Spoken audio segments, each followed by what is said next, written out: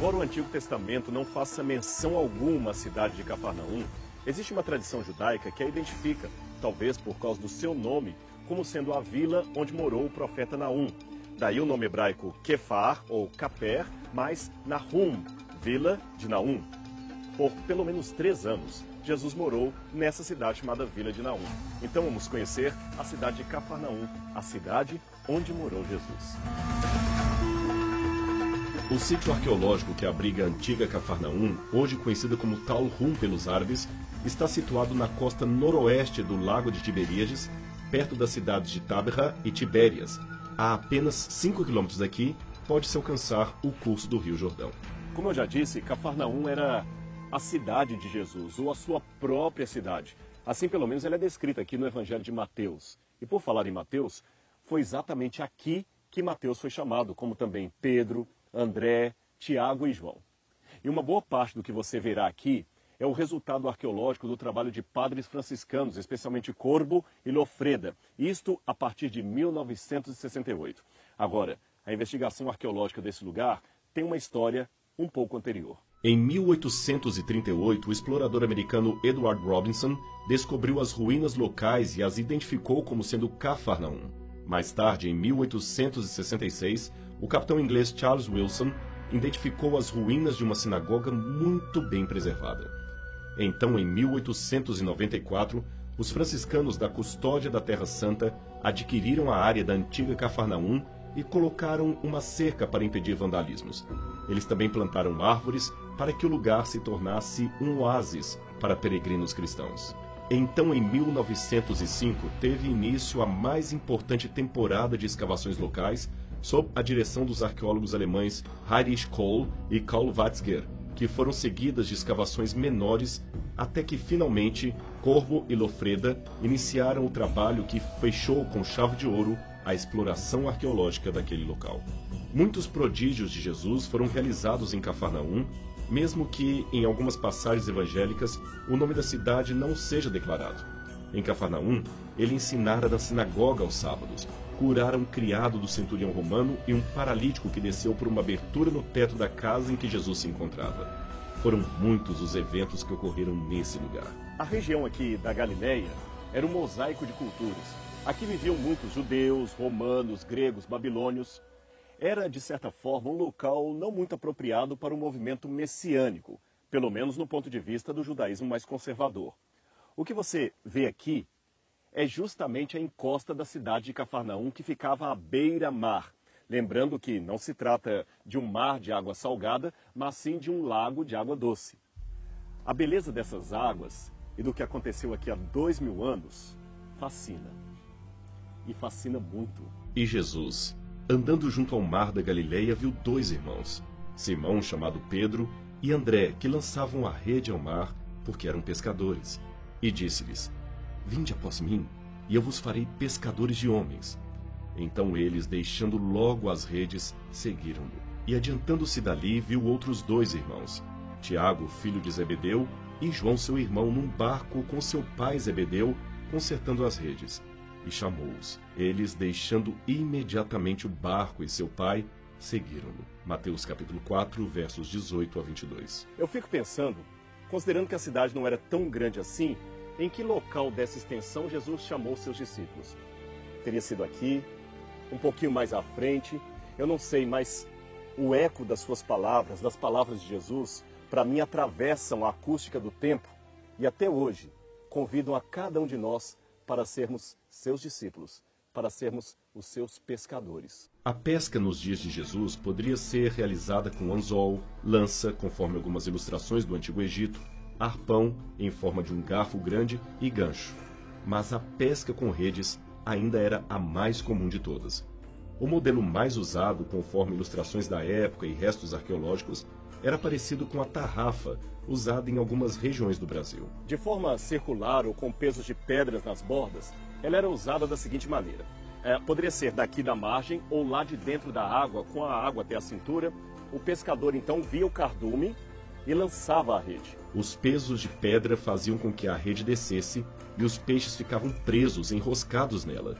O dispositivo era puxado por uma corda atada ao meio do círculo, que fechava como se fosse uma bolsa cheia de peixes. Deveria ser uma cena até bonita. E ao que tudo indica, Pedro e André estavam lançando esse tipo de rede, quem sabe da margem ou próximo dela, porque isto possibilitou que Jesus os chamasse e fosse ouvido por eles. Logo ali atrás de mim ficava o porto da cidade de Cafarnaum, que, acima de tudo, era um reduto de pescadores. A população aqui da cidade antiga, daquela época de Cristo, girava em torno de 600 a 1.500 moradores, algo evidentemente menor do que qualquer bairro que temos nos grandes centros do nosso tempo. Mas para aquela época, Cafarnaum era uma vila de porte considerável. Esta é uma reconstrução artística de como seria Cafarnaum dos tempos de Cristo, com o seu porto, alguns barcos pesqueiros chegando nele, e ao que tudo indica, foi assim que Jesus viu a cidade há quase 2000 anos. Confesso que é um pouco estranho imaginar que de um único homem, cercado de um punhado de pescadores rudes numa cidade tão pequena como esta, deste movimento saiu aquela grande religião chamada cristianismo, que mudaria até mesmo o Império Romano. Especialistas em demografia afirmam que nos tempos de Cristo a população de todo o planeta girava em torno de 300 milhões de habitantes, menor do que a população atual dos Estados Unidos. O número de judeus espalhados pelo Império Romano residindo fora de Israel seria de 4 a 6 milhões de pessoas. E justamente aqui, um carpinteiro, com um punhado de homens, revolucionou a história. Mas você sabe, ele não era apenas um carpinteiro, não. Ele era o Filho de Deus. E embora eu não queira induzir ninguém à idolatria, nenhuma espécie de idolatria, eu confesso que é fascinante saber que estas pedras que aqui estão fizeram parte da vida diária do meu Salvador. É algo realmente fascinante.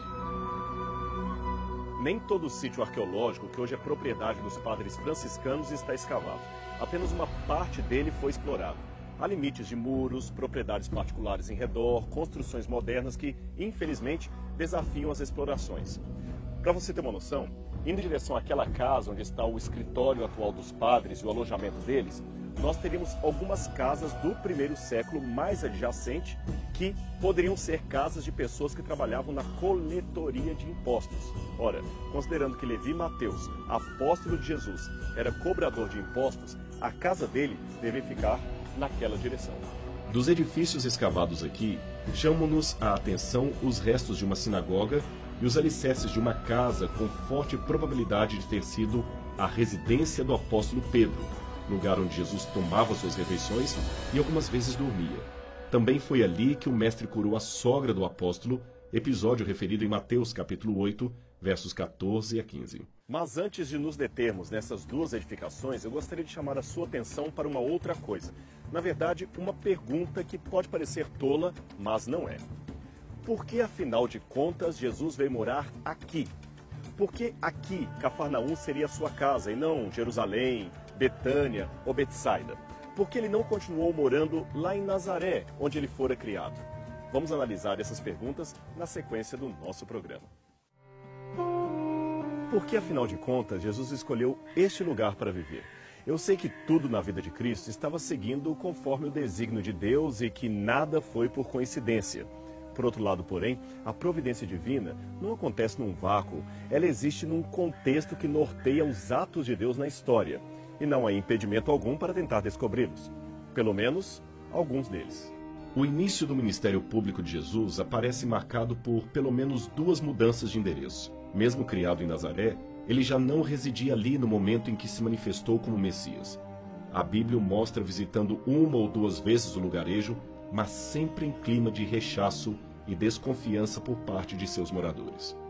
Pelo que se lê em João capítulo 1, versículos 25 a 42, Jesus já havia fixado residência em algum lugar da Judeia, provavelmente nas cercanias de Betânia ou Jericó, próximo ao local onde João Batista pregava e fazia batismos. Talvez foi aí que Cristo estabeleceu amizade com a família de Marta, Maria e Lázaro. Também foi nessa circunstância que ele um dia solicitou ser batizado por João Batista. Mas com o aprisionamento de João, algumas coisas parecem ter tomado um rumo diferente. Diz o Evangelho de Mateus, capítulo 4, verso 12, que, quando Jesus ouviu dizer que João havia sido preso, voltou para Nazaré na Galileia, mas não continuou morando ali. Ele deixou Nazaré e foi para Cafarnaum. Diz o Evangelho de Mateus: e Jesus, deixando Nazaré, foi morar em Cafarnaum, situada à beira-mar. Mateus capítulo 4, verso 13. O mar, é claro, seria o mar da Galileia, que já mostramos para você. Aquele imenso volume de água doce que dá nome à região. Os motivos que fizeram Cristo sair pela segunda vez de Nazaré novamente não são esclarecidos pelo evangelista. Contudo, a possível morte de José e a crescente rejeição de seus concidadãos seriam bons argumentos para sua mudança. Ademais, o verbo grego usado por Mateus para referir-se à saída de Jesus de Nazaré é kataleipo, que carrega um sentido adicional de deixar para trás, abandonar, esquecer. Foi com esse tom pejorativo que Mateus usou esse verbo todas as vezes que se referiu a uma retirada de Jesus de alguma localidade. Sendo assim, a saída dele de Nazaré não foi uma saída pacífica, regada com lágrimas e festas de despedida. Foi assim, num belo dia, não sabemos se pela tarde ou no outono, no inverno, que ele chegou aqui em Cafarnaum e mudou a vida de milhares de pessoas que viviam na região da Galileia. E por que especificamente Cafarnaum? Talvez a razão esteja num possível parentesco entre Jesus e alguns cidadãos dessa localidade. No Evangelho de Mateus, os apóstolos João e Tiago são chamados de filhos de Zebedeu. Mateus 4, 21. Eles também moravam em Cafarnaum e eram pescadores juntamente com seu pai. Mateus ainda descreve sua mãe, a mulher de Zebedeu, entre as seguidoras de Cristo que ficaram ao pé da cruz. Mateus 27, verso 56. Marcos dá a entender que essa mesma mulher chamava-se Salomé. E João complementa que ela seria a irmã de Maria, mãe de Jesus. Isso está em Marcos, capítulo 15, verso 40, e João, capítulo 19, verso 25.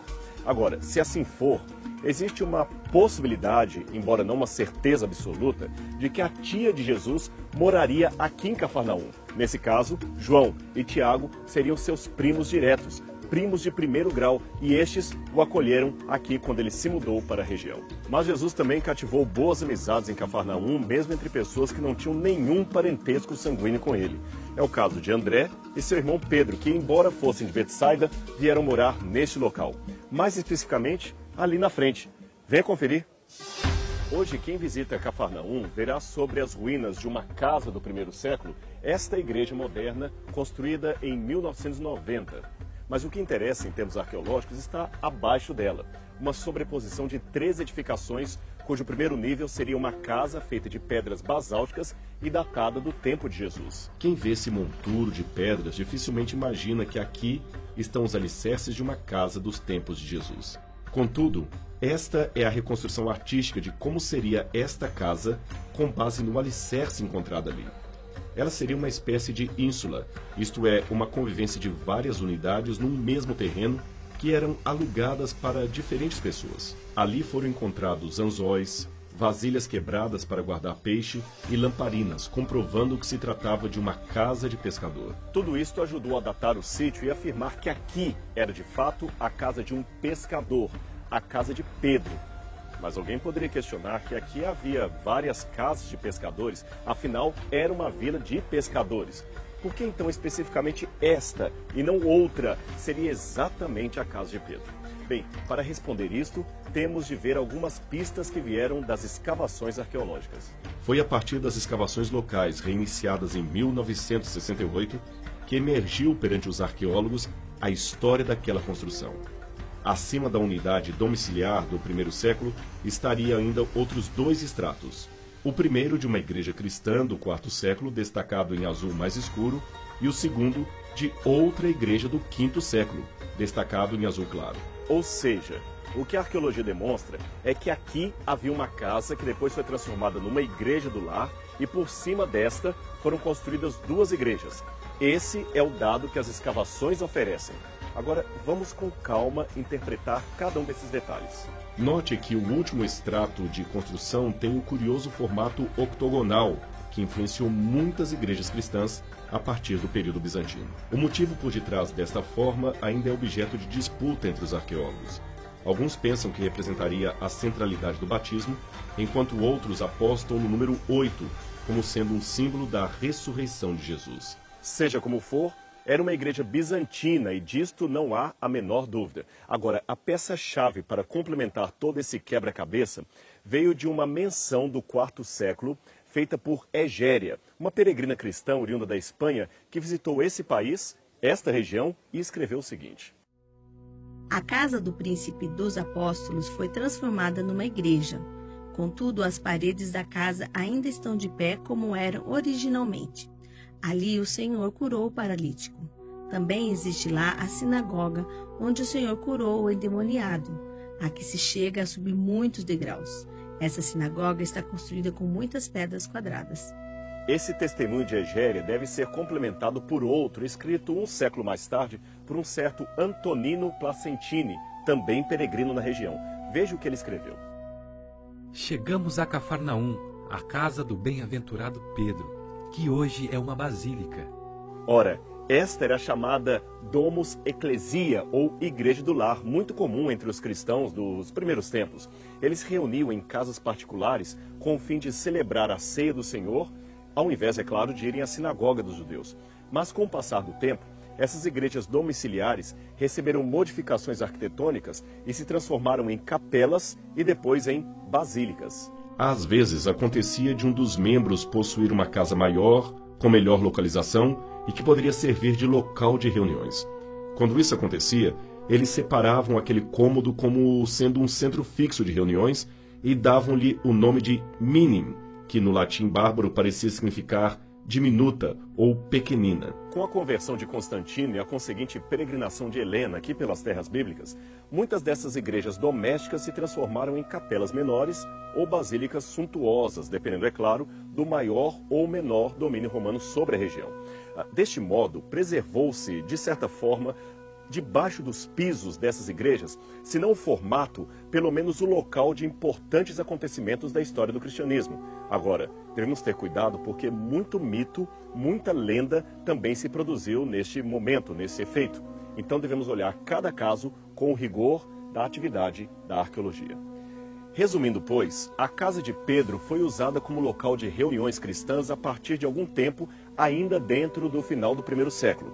Então, por iniciativa de cristãos não judeus, desta vez amparados pela proteção de Helena, a mãe do imperador Constantino, construiu-se uma igreja por cima da residência.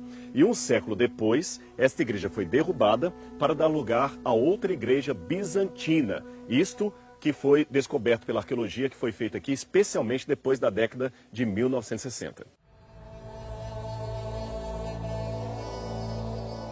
Agora, saindo 30 metros daquela possível casa de Pedro, nós chegamos a um outro edifício que é um dos principais prédios públicos da cidade, ou seja, a sinagoga local. Este prédio tem relação direta com o ministério de Jesus. E sabe por quê? Eu vou te mostrar algo que está aqui do lado dele que confirma esse dito. Vem comigo. O prédio mais bem preservado, esse que você vê aqui com pedras brancas, é datado pelos arqueólogos entre o terceiro e quarto século depois de Cristo. Logo, Jesus não conheceu este edifício. No local foram encontradas cerca de 30 mil moedas do período romano tardio, além de várias cerâmicas e pedaços de uma arquitetura bizantina, elementos que confirmam uma datação tardia para o edifício. Porém, veja que embaixo dele, logo aqui no alicerce, existe uma base feita de pedras basálticas locais que você pode ver em vários locais aqui como sendo uma pedra típica da região.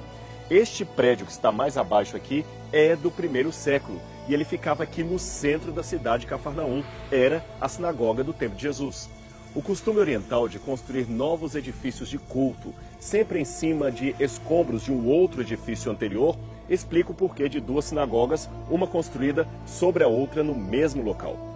Naquele lugar, portanto, aqui atrás de mim, em vários sábados, Jesus leu a Torá, pregou a vinda do reino dos céus. E uma das provas de que realmente aqui se tratava de uma sinagoga está em alguns elementos arquitetônicos que foram encontrados e que estão logo ali à frente. Eu quero mostrá-los para você nesse momento.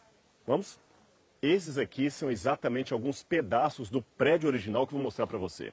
Ou melhor, da decoração daquele prédio e que indicam que ali realmente era uma sinagoga. Agora vamos ver alguns detalhes de cada uma dessas pedras que estão aqui. Aqui temos o desenho de uma menorá, o candelabro do templo. Do lado dela você pode ver um shofar, que era a corneta de chifre usada pelos sacerdotes, e uma pá, para limpar cinzas, todos símbolos de um lugar sagrado. Agora vamos ver outro, o meu preferido. Esse desenho, parecido com uma carroça de filme de faroeste, era na verdade um carrinho para transportar a Torá, ou a Escritura Sagrada, desde uma sala especial, que você vê lá dentro, até o meio da congregação, onde a mesma seria lida. Esse mesmo carrinho ou tipo de transporte lembrava para os judeus o trono móvel de Deus que Ezequiel contemplou em visão, repleto de rodas e que faziam seguir para todo lugar. E então, você está curioso para ver como era a sinagoga por dentro? Vem comigo, eu mostro para você. O edifício é esse que fica logo aqui atrás. Ele é todo feito de pedras brancas e eu gosto muito de visitar esse local. Na verdade, aqui é uma concorrência de turistas do mundo inteiro. Você tem pessoas do Japão, da Alemanha, dos Estados Unidos, da Inglaterra e também do Brasil que vêm conhecer a sinagoga da cidade de Cafarnaum. Vem comigo. Aqui está a entrada principal. Quando você chega, você realmente fica admirado, fica maravilhado. Um prédio de proporções realmente maravilhosas, muito grande para aquela ocasião. Como você pode ver, tratava-se de uma construção magnífica. Suas dimensões são notáveis. A sala de oração da planta retangular mede 23 metros de comprimento por 17 de largura e possui à volta outras salas e pátios. As pessoas geralmente sentavam-se nesses bancos aqui que você está vendo para ouvir a ministração sabática. E daquela porta, provavelmente sairia a Torá, a escritura sagrada dos judeus. Você se lembra do desenho que vimos na pedra? Se assim for, a Torá saía de um carrinho e vinha até aqui ao meio, onde as pessoas podiam escutar o rabino ministrando, explicando os princípios da sagrada escritura judaica. Agora, a sinagoga era acima de tudo um lugar de leitura, de oração, mas também de ensino de educação. Tanto é que durante a semana era aqui na sinagoga que funcionava uma espécie de escola pública da comunidade. Vamos conhecê-la nesse momento? É esse anexo aqui. Durante muito tempo, os arqueólogos se perguntaram o que seria esse complexo anotado ou construído ao lado da sinagoga principal. Por que colocaram este ambiente? Pensaram que seria o local das mulheres se reunirem no sábado, separadas dos homens. Mas hoje há uma outra hipótese mais aceitável no meio arqueológico. Lembra que eu falei da escola pública? Seria justamente aqui. Então aqui nós teríamos um pátio onde as crianças daqueles que moravam em Cafarnaum vinham para cá durante o intervalo para rir, correr, brincar. Imagine isso aqui repleto de crianças daquele tempo. Todas felizes entre uma e outra lição da Torá. E aqui no chão nós temos exatamente desenhos milenares, sabe de quê? De joguinhos. Isto mesmo, joguinhos que as crianças brincavam há séculos e séculos no passado. Elas colocavam aqui suas pedrinhas como se fosse uma espécie de dama ou gamão, e ficavam se divertindo entre uma e outra lição das escrituras hebraicas. Conforme as informações dadas pelo Evangelho de Lucas, a sinagoga de Cafarnaum foi edificada por ordem ou trabalho de um centurião romano que era simpático do judaísmo. Aliás, esse centurião teve um servo curado por Jesus. De igual modo, também o Evangelho fala de um chefe da sinagoga chamado Jairo, de quem Jesus curou uma filha de 12 anos. Aqui atrás de mim eu tenho justamente uma coluna com nomes de pessoas ou famílias que também ajudaram a edificar esta sinagoga. Ao que tudo indica, os moradores de Cafarnaum foram, pelo menos no início do ministério de Jesus, bastante receptivos a ele. Pelo menos é o que entendemos ao ler Marcos, capítulo 1, versículos 21 e 22. Depois entraram em Cafarnaum e logo no sábado Jesus foi ensinar na sinagoga. E maravilhavam-se de sua doutrina, pois os ensinava como quem tem autoridade. Mas isso, infelizmente, não durou muito tempo. Pelo que lemos no Evangelho de Lucas, capítulo 10, versos 15 e 16, Jesus chamou os moradores daqui de Cafarnaum de pessoas impenitentes que não queriam se arrepender e os colocou numa condição espiritual pior do que os cidadãos de Sodoma e Gomorra. Ó Cafarnaum, elevar-te-ás porventura até o céu, descerás até o inferno. Porque se em Sodoma se tivessem operado os milagres que em ti se fizeram, teria ela permanecido até o dia de hoje. Mateus 11, 23 a 24. Palavras fortes, não é mesmo? Eu fico pensando nisto e imaginando, seria o triste fim de um belo começo? Não sei. Mas o exemplo de Cafarnaum me faz pensar no meu próprio cristianismo. Será que eu hoje, que digo amar Jesus, estou correndo o mesmo risco daqueles cidadãos que aqui viveram 2000 anos atrás? De conhecer o Cristo, achar que o amamos e acabar rejeitando? Não sei. Mas que essa história triste não seja de maneira nenhuma a história da minha e da sua vida. Que possamos amar a Jesus, de espírito, de coração, de mente e em verdade, para que as pessoas nos vejam e sintam em nós aqueles que realmente aceitaram a mensagem da salvação.